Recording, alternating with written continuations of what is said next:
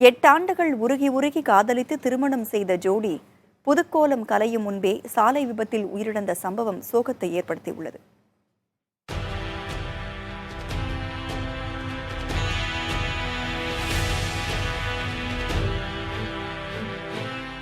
கேரள மாநிலம் மல்லச்சேரி பகுதியைச் சேர்ந்த நிக்கிலும் அணுவும் இதுதான் தங்களின் கடைசி பயணம் என்று நினைக்கவில்லை.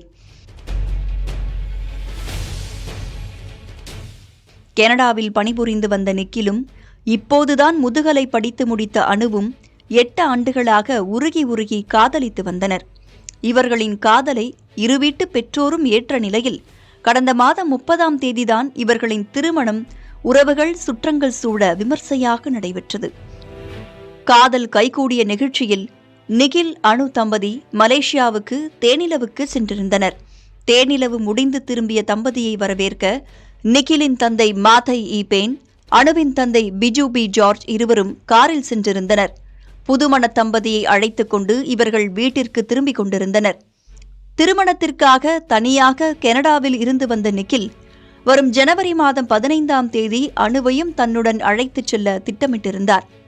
இது பற்றி உற்சாகமாக பேசிக்கொண்டே இவர்களின் பயணம் நீடித்தது.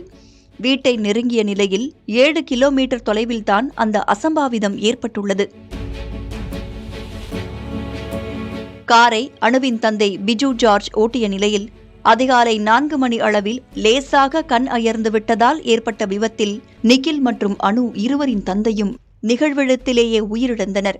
எதிரே வந்த ஐயப்ப பக்தர்களின் வாகனத்தின் மீது இவர்களின் கார் மோதியதில் காயங்களுடன் மீட்கப்பட்ட அணு பத்தினம்திட்டா மருத்துவமனைக்கு கொண்டு செல்லும் வழியில் உயிரிழந்தார்.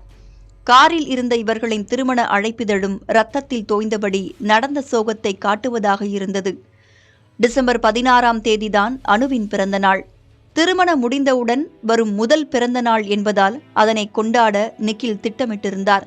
ஆனால் விதி ஒட்டுமொத்தமாக சூழலையே மாற்றிவிட்டது. புதிய தலைமுறைக்காக செய்தியாளர் சுமன்.